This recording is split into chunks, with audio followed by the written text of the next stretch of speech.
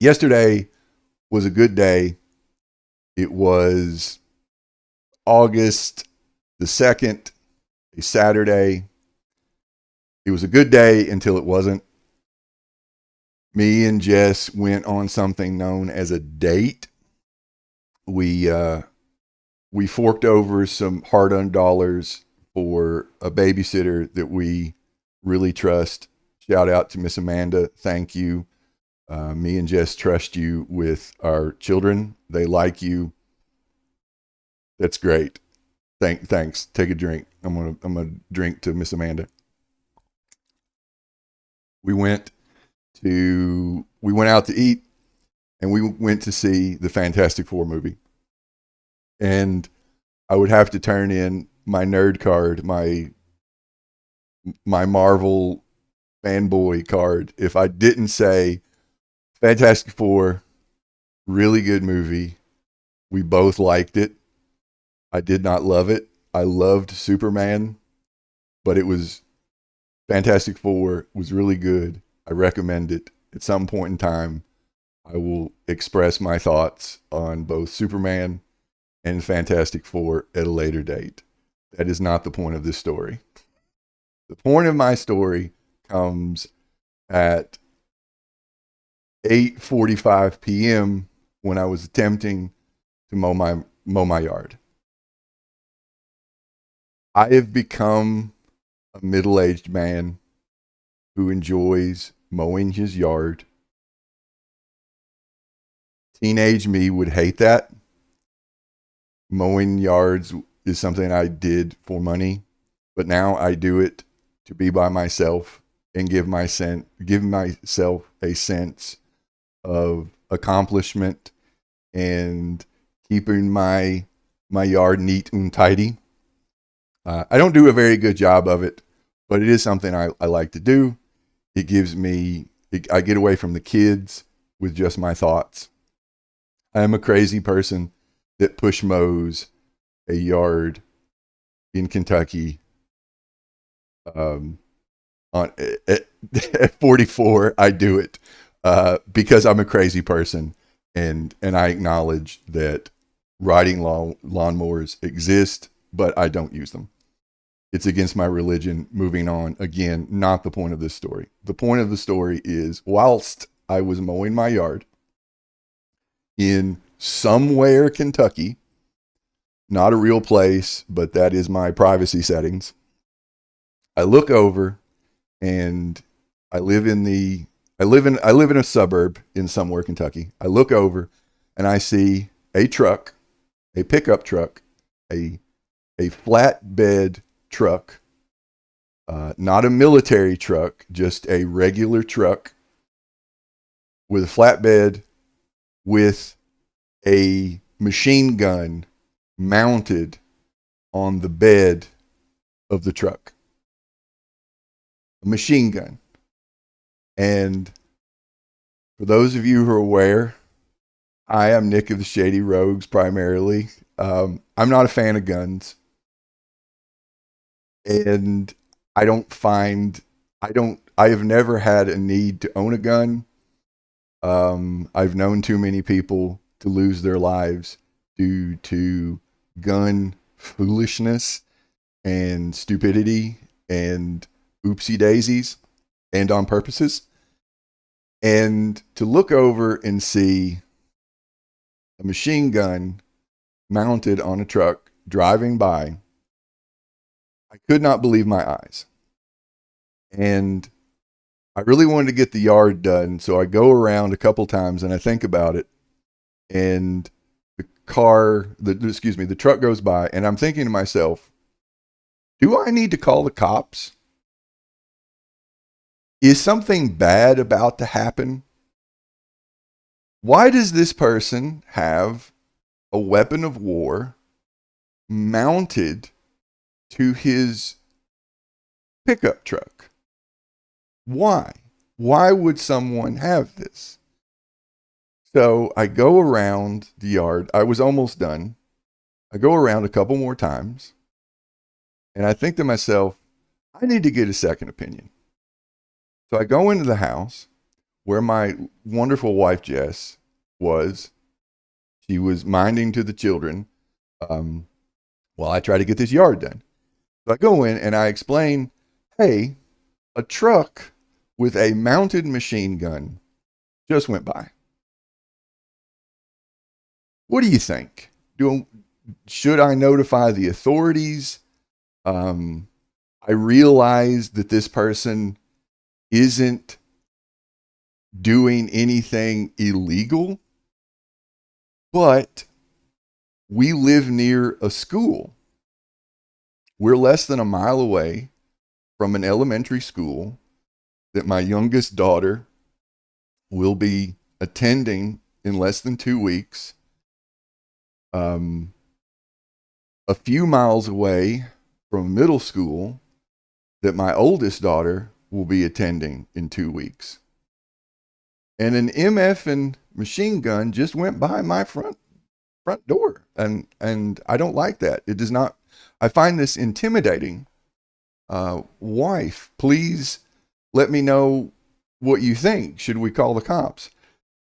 I love my wife, but she was of no help, at least in this. And I'm like, hey, maybe we call the non-emergency phone number. Hey, maybe just to notify them, because I'm thinking usually when a mass shooting goes on, there's something after the fact that somebody knew somewhere, and they warned the authorities. The authorities still didn't do anything, but hey, they warned them. And I feel like I was doing, my inner civic duty. My inner Mr. Rogers was like, maybe the police need to be notified. So she works on the phone number, and I go back outside to work on the yard again, and I see my neighbor across the street, who is an older gentleman, playing with his grandson, who is about the same age as my oldest daughter. They ride the bus together. I've had dealings with this individual before, and that is a story for another time. But I thought, hey, I need to get another adult's opinion on this. So I go across the street. It's like, hey, I'm sorry to bother you. Did you happen to see that truck go by that had like a mounted machine gun on it? And he goes, yep. And I ask him, should I call the cops about that? And he goes, yeah, it was a 50 caliber machine gun, but it wasn't real. And I go, okay, you sure of that? And I said, it doesn't make me feel good that whether it's real or not, kind of is, at the very least intimidating. He goes, well, I got a friend of mine. He's got a tank over on Turkey Curve, and he's done it up. I cut him off and I say, well, your friend is not driving his tank right across, the street right in front of my house.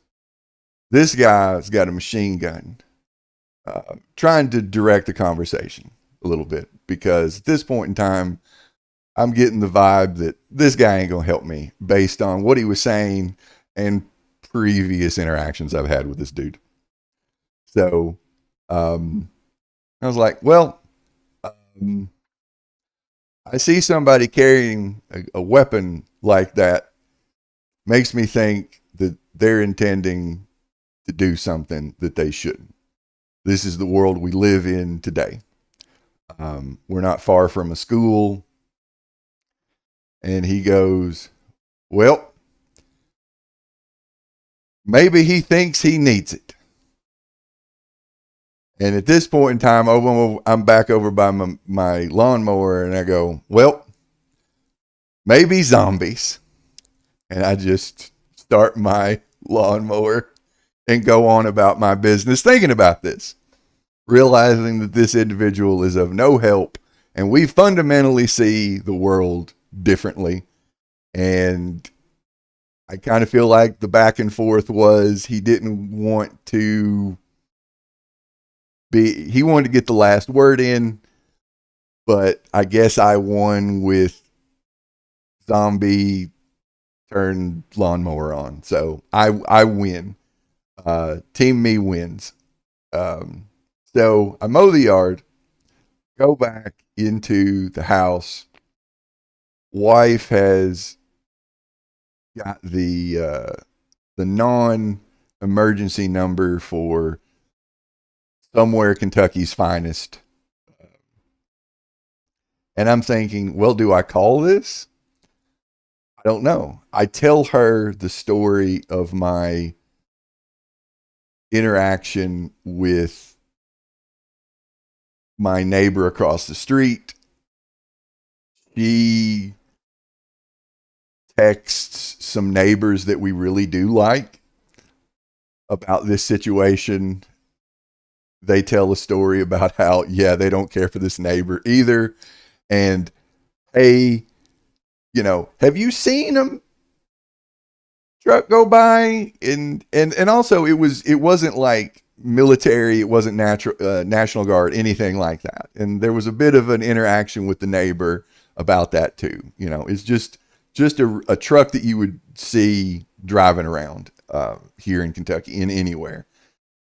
And so I'm trying to determine, hey, do I need to call the cops? Because I see somebody armed, I see a weapon like that, and if I see somebody open carrying, I perceive this as a threat. And I know that we live in Kentucky, which is an open carry state, and there's nothing I can do about it. But at the very least, I want to register some sort of complaint. So I take a shower. It's like 15 after 10 at night. I'm thinking, well, what the hell am I going to tell the police? Because I know they're not going to be any help. I know. But at the same time, my dad sense is going off. I don't like what I'm seeing. This is just a symptom of everything else that's wrong with our country, our world, our state. And it's like, at the very least, I'm going to notify the proper authorities. I pay their salaries, and I'm going to tell them what for, at the very least. So I end up calling. I was not expecting to actually get somebody. I was actually expecting that I was going to have to rattle off some kind of story for voicemail. But I got dispatch. I got I got a lady who sounded at least 20 years older than me, that at least they've smoked some portion of their life. Hey, I'm just saying, I got a Debbie vibe off the dispatch lady, not to, I don't know, be disparaging to older, Kentucky white ladies. Anyway, that's not the point. She was very nice. It was also very difficult, like, understanding her. I kind of feel like I was calling a soup can and a string. I'm hoping some of those billions for law enforcement and ICE trickle down to, I don't know, a better headset for somewhere Kentucky's dispatch. I'm maybe, hey, Donald Trump or Oprah, maybe, support somewhere's men and ladies in blue. Anyway, so I described the situation to her, and I was also looking for guidance. I'm trying to get another adult's appraisal of this situation, because I just see a machine gun go by my house, and I don't like it. So, and I don't know, is this threatening? It definitely makes me feel uneasy. So I described the situation, and she's like, well, sir, did you do you feel like your life is in danger? And I'm like, not at this time, but it definitely makes me feel uneasy. And I want to register a complaint.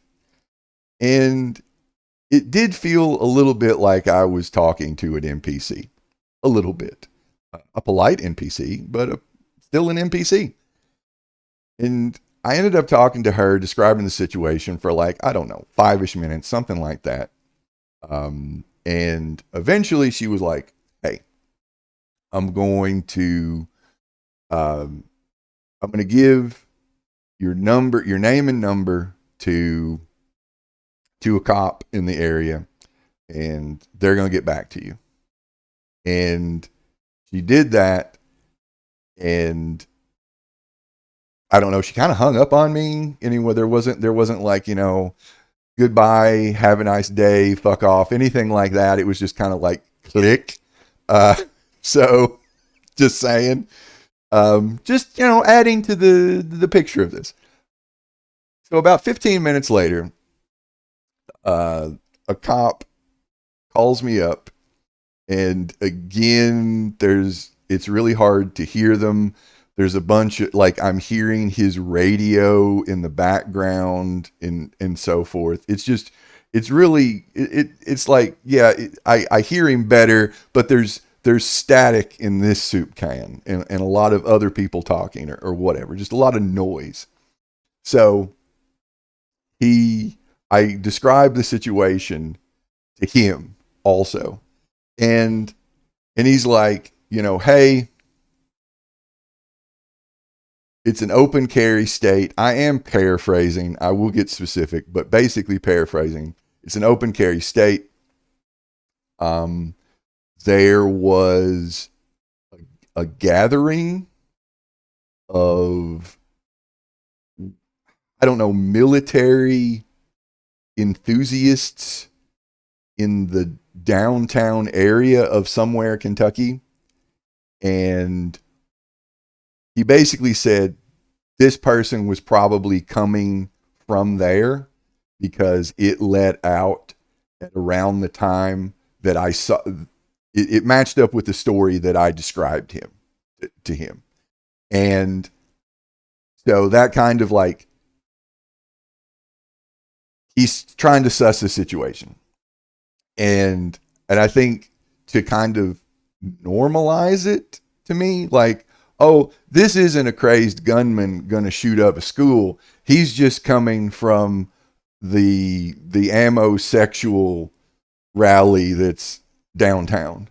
To make me feel better or explain it or think out loud. I don't know. That's what I took from it. So he said something like, hey, you can walk into Walmart with a long rifle attached to your back. It's perfectly legal. It's socially frowned upon. Law enforcement can ask them what they're doing or if this is registered, but they're not doing anything illegal, so I can't arrest them from the cop. And I'm thinking, I'm getting exactly what I thought I would get anytime that I've talked to anybody with any measure of power in this state about open carry guns and safety. It's perfectly legal. Sorry, kthxbye. And in the story, he basically he wanted to know what the machine gun looked like. I tried to describe it. I described the color of the truck, and also it was difficult trying to describe this and be helpful and answer his questions, because hey, eyewitness testimony really sucks. Memory is definitely not perfect, and I was doing the best I could on this and to get him the information. And he, at one point, he said, if there was somebody on the machine gun, that would be like more probable cause that violence was about to occur. And that gave me insight into his cop brain, and also maybe, I guess, what to be on the lookout for. His perspective, maybe what he's been told, crosses a line in the wilderness of Kentucky. Hey, I don't know. And the conversation with him was coming to a close. And just to make sure that I got what he was saying down, I was like, okay, so let me just get this straight. In the future, I can call 911, the emergency number, if somebody is driving around with the machine gun on the back of their truck, if there is also someone in the back of the truck with their hands on the machine gun. He said, yes, because we can pull them over then, because that person is not wearing their seatbelt. And I bust out laughing at the officer. I laugh out loud. My daughters that were trying to sleep were very curious why I was laughing. My wife was very curious what the hell I was laughing at. And I tell the officer, thank you for that. You have made my day. Thank you for your time. I truly appreciate it. I know you're doing what you can. Bye. And that's kind of where the story ends.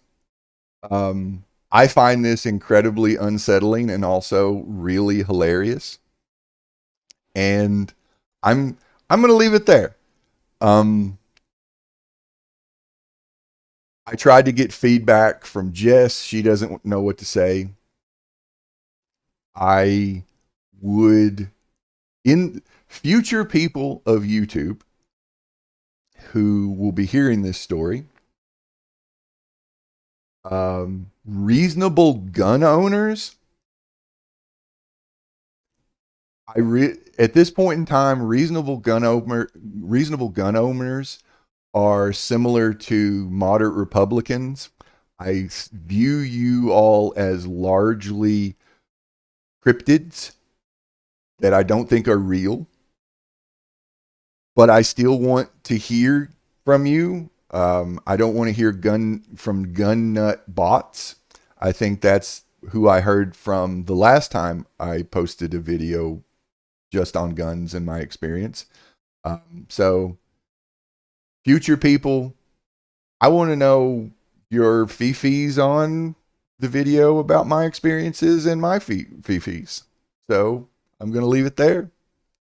Hey, thanks. Bye. Like and subscribe. Oh, dear God.